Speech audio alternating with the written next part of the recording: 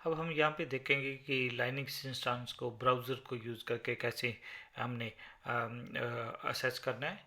फिर हम देखेंगे लाइनक्स सिस्टम से बैठ के कैसे अगर लाइनक्स सिस्टम को ये असेस करना है जो क्लाउड में रन कर रहा है। तो सबसे पहले हम ब्राउज़र को यूज़ करके देखते हैं।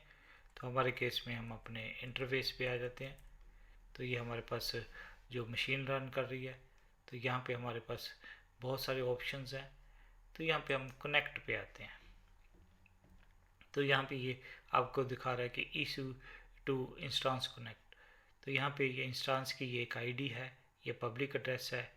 तो हम यहाँ पे ये क्लिक करके देखेंगे कि क्या होता है। फिर हमारे पास ये एक SSH क्लाइंट है। तो ये किस लिए यूज़ होता है हम इसको भी देखेंगे कि ये पहले हम ये ब्राउज़र पे कनेक्ट करने के लिए हमें क्या करना पड़ेगा, ये वाला हमें मेथड यूज़ करना पड़ेगा। तो अपने आप ही उसने EC2 यूज़र ले लिया। तो यहाँ पे हम क्या करते हैं, कनेक्ट करते हैं। तो जैसे हम कनेक्ट करेंगे तो देखते हैं कि क्या होता है। तो ये आपका ब्राउज़र में आपके ये आप देखोगे कि आपका इंस्टांस ओपन हो गया है ये ब्राउज़र के अंदर। तो यहाँ पे आप वही कमांड्स वगैरह चला सकते हो जैसे हमने किस डायरेक्टरी में वैट www HTML डायरेक्टरी के अंदर एक फ़ाइल बनाई थी, तो उसको चेक कर लेते हैं। तो ये वाला, तो आप यहाँ से भी एसेस कर सकते हो। और ये आपको क्या दिखा रहा है, आपकी आईडी भी दिखा रहा है, पब्लिक आईपी क्या है, प्राइवेट आईपी क्या है।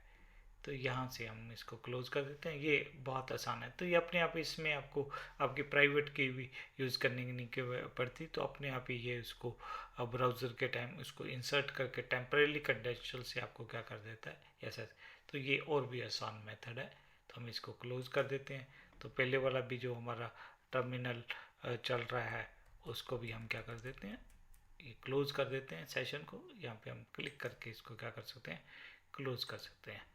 तो आगे हम एक और देखेंगे कि भी हमने लाइनक्स पे बैठ के कैसे असेस करना है।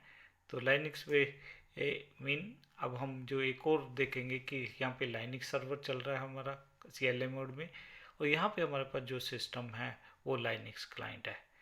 तो हमें कौन सा टूल यूज़ करना पड़ेगा, SSH यूज़ करना पड़ेगा। पर ध्यान रखना यहाँ पे आपके पास आपकी प्राइवेट की होनी चाहिए, जो हमने डाउनलोड की है वो यहाँ पे होनी चाहिए। फिर हम देखेंगे कि कौन सी कमांड चलानी है उसको असेस करने के लिए।